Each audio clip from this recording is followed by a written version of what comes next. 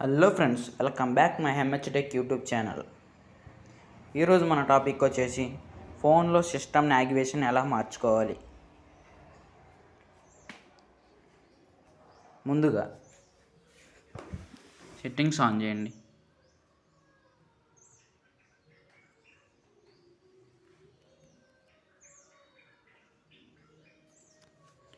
సెట్టింగ్స్లో search చేయండి